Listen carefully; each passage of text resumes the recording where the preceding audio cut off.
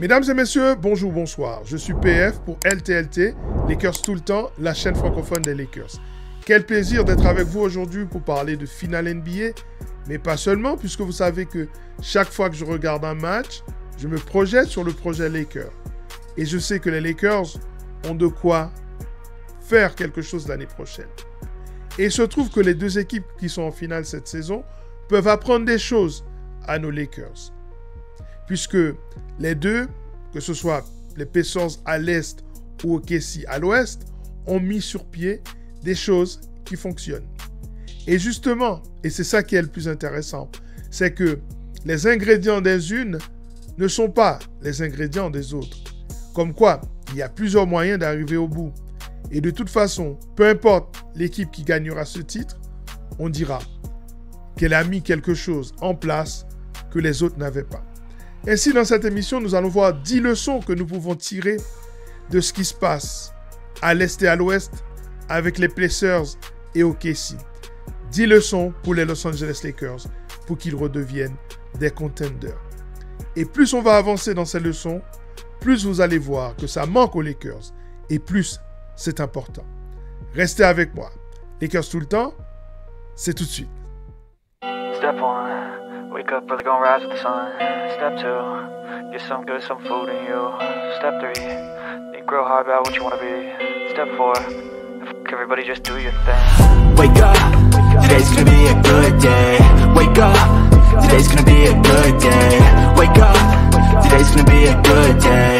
Wake up, today's gonna be a good.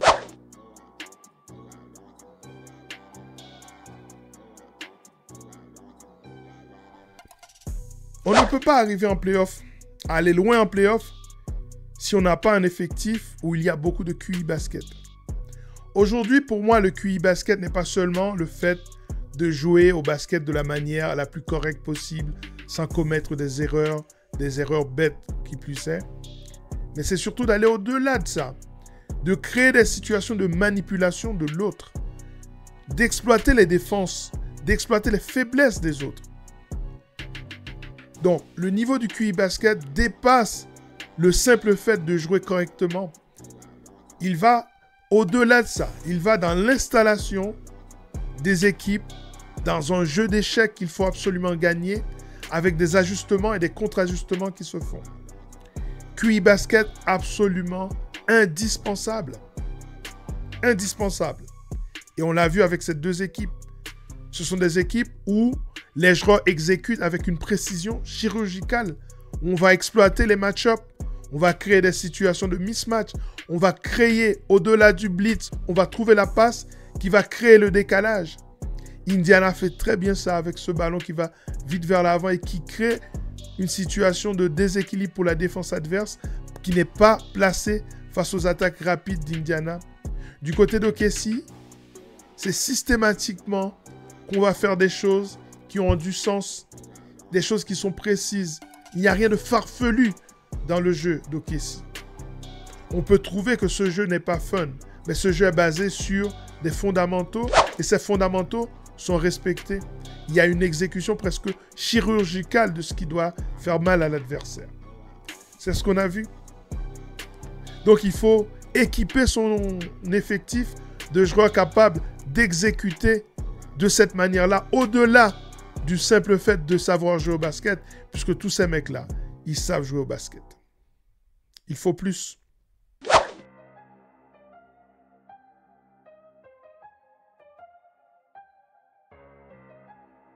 L'une des forces d'OKC, c'est la capacité à mettre sur le terrain des 3&D de plus de 2 mètres, entre 1m90 et 2m2, 2m3, en avoir 4-5 sur le terrain en même temps, avec un Shuttlegram qui est presque un 7-footer, mais qui se déplace comme un 3&D, qui rentre ses shoots, avec un Jalen Williams qui peut également faire ça. Si vous sortez Hartenstein, vous avez Luguentz-Dort et Shai Gilgeous-Alexander. Et à ça, si vous ajoutez par exemple un Caruso, même s'il est un peu plus petit, le basket d'aujourd'hui est conçu avec des 3&D, des mecs qui vont vous permettre de switcher parce qu'il y a tellement de gâchettes dans la NBA, vous n'avez pas envie de défendre en job coverage. Vous avez besoin de switcher et d'avoir un système avec un def line-up défensif, avec une switchabilité optimale, avec des mecs qui créent une situation où on est dans le positionless basketball, où il n'y a pas de 3, de 2, de 1, de 4. Tout le monde est interchangeable. Les équipes qui ont le plus de 3&D ont le chemin du succès. C'est le cas également d'Indiana. Dans cette équipe d'Indiana, il n'y a pas 4-5 pivots et 3-4 meneurs. Mais il y a les mecs. Vous avez déjà Tyus Haliburton qui est déjà assez grand. Andrew Nembhard est un peu petit, mais il peut jouer comme un grand. Il a le coffre pour. Et puis après, il n'y a que Miles Turner dans ce 5 qui est un 5 typique, mais shooter quand même. Et quand vous jouez avec Obi Toppin à sa place, vous avez là une équipe interchangeable. Ben Sheppard peut rentrer dans ce sens-là aussi et créer une situation d'interchangeabilité qui va complexifier la tâche de l'équipe adverse, tant en attaque qu'en défense. Il faut un maximum de 3&D, des mecs qui sont capables de faire plusieurs choses, pas les joueurs unidimensionnels. Et ça, on l'a vu clairement avec les 2 finalistes en NBA. Le problème avec les Lakers, c'est qu'on a beaucoup de 3&D, mais c'est souvent des mecs, soit ils sont un peu trop 3 et pas assez D, ou un peu D et pas assez 3. Si je prends par exemple Jared Vanderbilt, pas assez shooter, bon défenseur, mais pas assez attaquant. Vous avez Rui Hachimura, très attaquant, mais peu défenseur. Et puis vous avez Dorian Finney-Smith entre les deux. C'est le plus complet des 3. Mais lui, il n'est pas capable de poser la balle au sol pour créer son propre shoot. Derrière lui, il y a Gabe Vincent, mais il est trop petit. Donc c'est pas vraiment un 3&D. Une équipe de 3&D, c'est le début de la clé du succès en NBA. J'en suis absolument convaincu.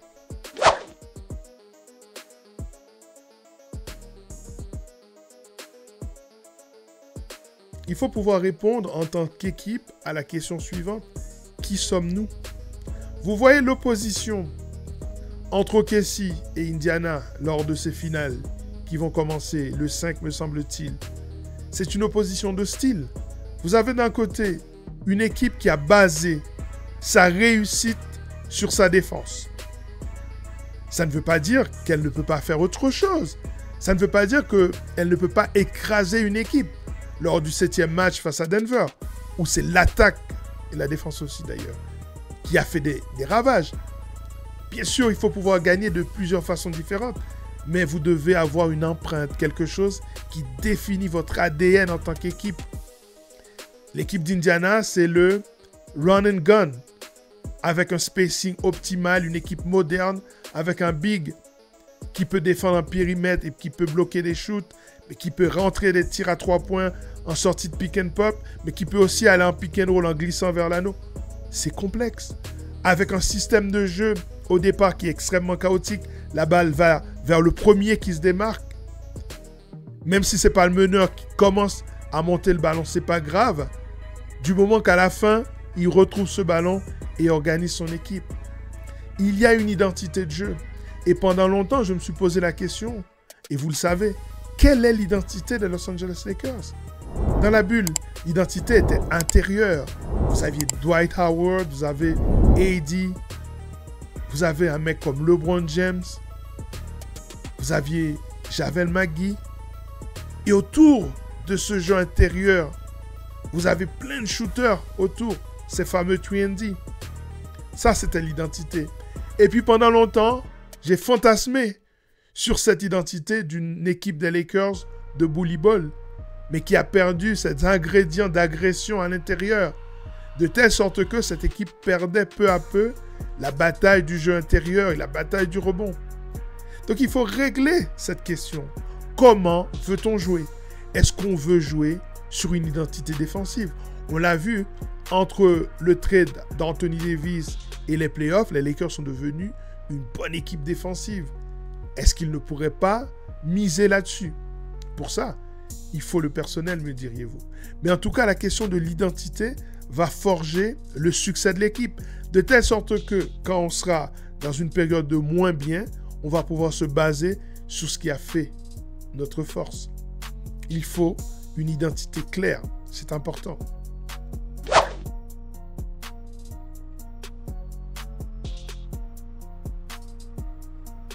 L'une des forces d'OKC, c'est la capacité à mettre sur le terrain des 3&D de plus de 2 mètres, entre 1m90 et 2m2, 2m3, en avoir 4-5 sur le terrain en même temps, avec un Shuttlegram qui est presque un 7-footer, mais qui se déplace comme un 3&D, qui rentre ses shoots, avec un Jalen Williams qui peut également faire ça.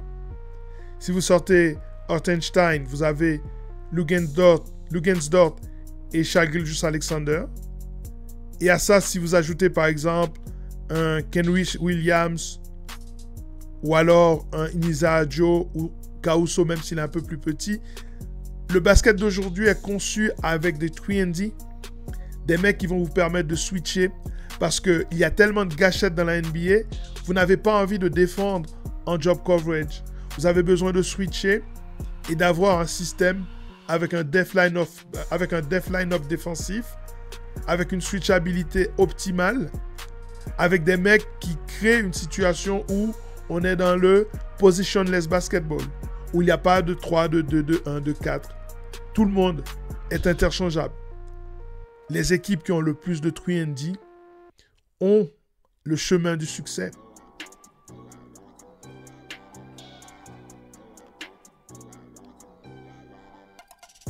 C'est le cas également d'Indiana.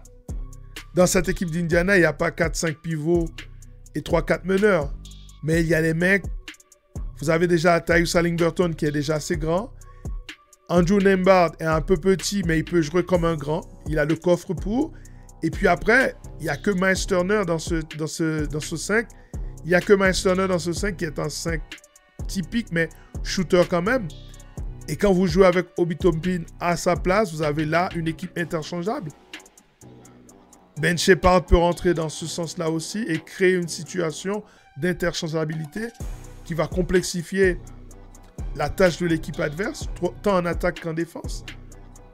Il faut un maximum de 3&D, des mecs qui sont capables de faire plusieurs choses, pas les joueurs unidimensionnels. Et ça, on l'a vu clairement avec les 2 finalistes en NBA. Le problème avec les Lakers, c'est qu'on a beaucoup de 3&D, mais c'est souvent des mecs, soit ils sont un peu trop 3 et pas assez D, ou un peu D et pas assez 3. Si je prends par exemple Jared Vanderbilt, pas assez shooter, bon défenseur, bien qu'il était plus ou moins cette saison, mais pas assez attaquant. Vous avez Rui Hachimura, très attaquant, mais peu défenseur. Et puis vous avez Dorian Finney-Smith entre les deux. C'est le plus complet des 3. Mais lui, il n'est pas capable de poser la balle au sol pour créer son propre shoot. Derrière lui, il y a Gabe Vincent, mais il est trop petit. Donc, ce n'est pas vraiment un 3&D. Donc, il faut créer une situation où on va générer des mecs qui sont à plus de 2 mètres et qui sont capables de faire plusieurs choses sur le terrain. Construire une équipe de 3&D, c'est le début de la clé du succès en NBA. J'en suis absolument convaincu.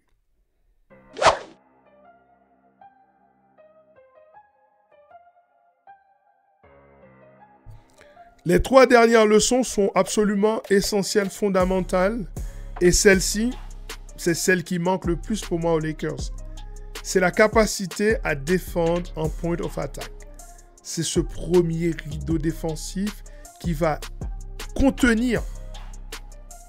Vous vous rappelez les 3 C? Contrôler, contester et contenir. Mais vous devez d'abord contenir ces mecs-là. Puisque on l'a parlé de ça. Les meneurs de grande taille, explosifs, athlétiques, il y en a plein dans la NBA. Si vous êtes battu dès le premier pas, vous êtes fichu parce que votre défense à l'intérieur va être mise à rude épreuve en problème de faute, en problème de surutilisation. Et je ne sais pas si vous avez vu, j'en suis sûr d'ailleurs que vous l'avez vu, vous l'avez remarqué, le retour de l'efficacité au mid-range. Il y a longtemps, sur cette chaîne, dès le début, j'avais fait une émission sur le mid-range. comme étant la zone des bonnes affaires. Et plus que jamais dans ces playoffs, c'est devenu la zone des bonnes affaires, puisque le MVP de la saison ne shoot pas à 3 points. Il ne shoot pas à 3 points.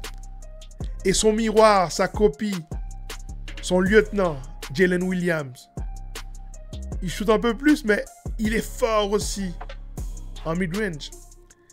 Indiana aussi. Vous avez Pascal Siakam, le MVP de la conférence Est, maestro du mid-range. Donc vous avez le retour de cette arme, on va en parler un peu plus tard, dans la manière de scorer de ces deux équipes. Si vous n'avez pas une défense efficace en point of attack, votre système défensif est poreux. Et comme j'ai pu le dire dans une autre émission, les Los Angeles Lakers ont la pire défense en point of attack de la NBA parce que le backcourt qu'on a, Luka, Austin, est la pire en termes de contention, en termes de potentiel de contention. Contenir une attaque, c'est extrêmement important dans la NBA d'aujourd'hui. Évidemment, on peut utiliser des systèmes où on peut cacher un des deux joueurs dans le système défensif. Mais quand vous devez cacher deux joueurs dans un système défensif, ce n'est plus un système défensif. Parce que je vous en ai parlé.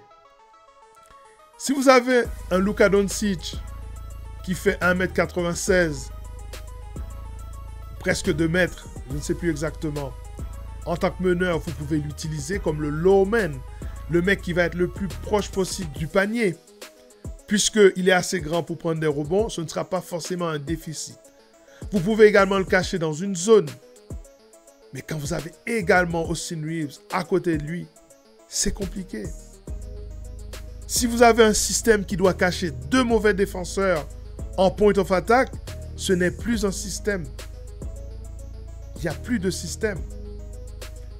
Donc il faut créer des situations, il faut multiplier les ailiers qui peuvent accompagner ces mecs de telle sorte qu'ils puissent défendre comme des faux ailiers eux-mêmes, mais que les ailiers qui sont avec eux puissent défendre comme des faux arrières.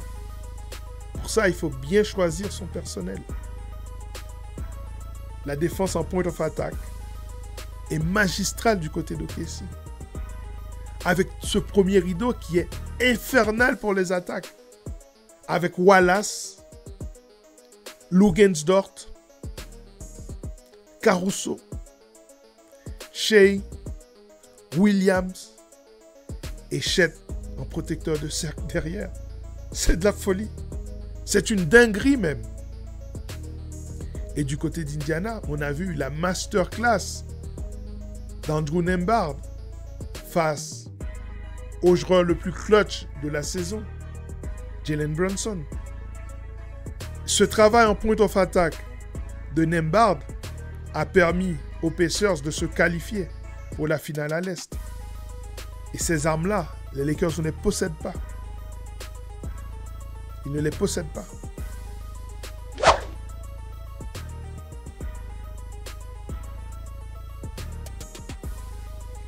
La 9e leçon est un peu bateau, je vous l'accorde.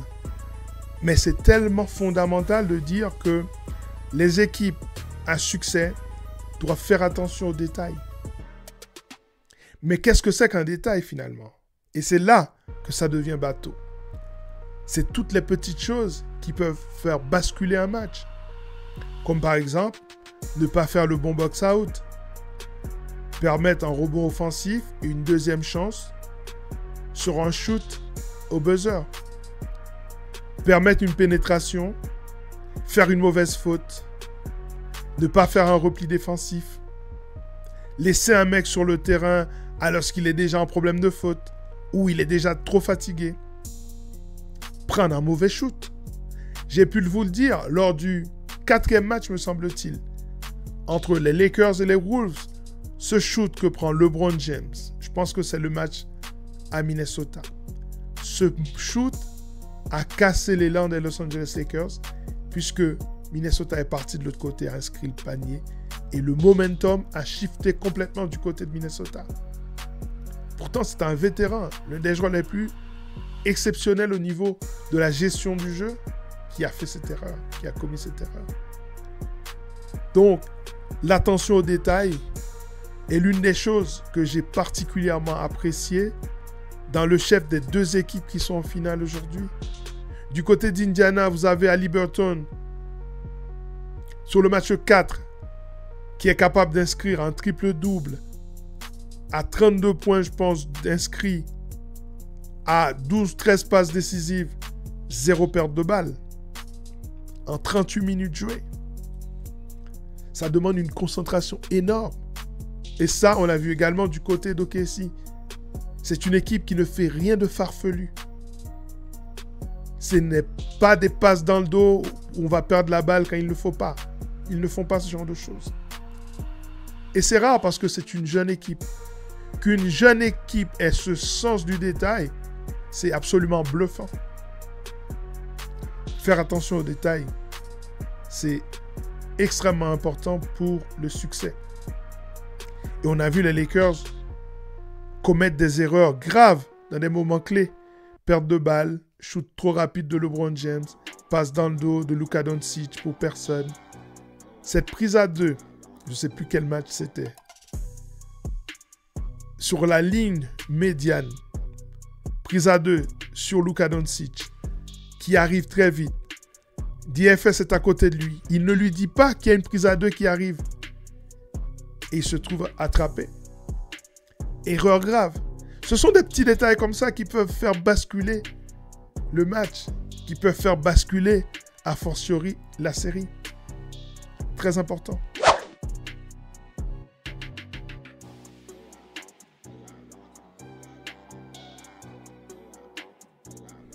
Le 10e élément, pour moi, c'est le plus important parce que c'est l'automatisation des manières de scorer. Créer des situations dans lesquelles on peut scorer à un haut niveau de pourcentage. OKC fait ça très bien. Ils arrivent à créer des situations d'isolation pour leurs 2 ball handlers, des drives pour créer des situations à l'intérieur et surtout des mecs qui excellent dans le mid-range. Je l'ai dit en début d'émission, le mid-range est revenu en grâce. On n'est plus dans la systématisation des shoots à 3 points puisque le MVP ne shoot pas beaucoup à 3 points. Et son lieutenant, à peine un peu plus. Donc vous avez des mecs qui exploitent le drive, qui exploitent le shoot en mid-range. Et si ça ne va pas, ben, ils vont toujours créer des situations pour des cutters dans la raquette, des Chet Holmgren pour des dunks, ou même en pick and pop, où on peut retrouver soit Chet, soit Alex Caruso, soit Luguentz-Dort. Du côté d'Indiana, on a vu aussi l'exploitation du mid-range avec Pascal Siakam en maestro, avec Obi Toppin quand il rentre, souvent de le dunk spot, avec les drives d'Haliburton et les shoots à 3 points au moment où la balle avance très vite. Le premier qui a un tir ouvert le prend. Parce qu'il y a une automatisation pour inscrire des paniers dans les 3 secteurs du jeu.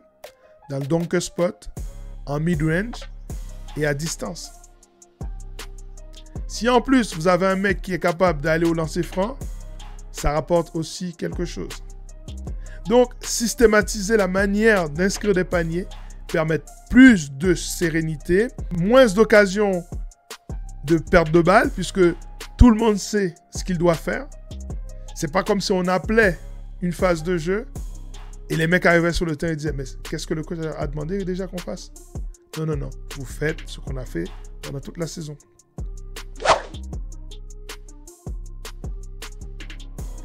Si vous avez aimé ce contenu, n'hésitez pas à vous abonner à la chaîne, à me mettre un petit pouce bleu, à mettre les commentaires dans la zone réservée à cet effet et à partager cette vidéo.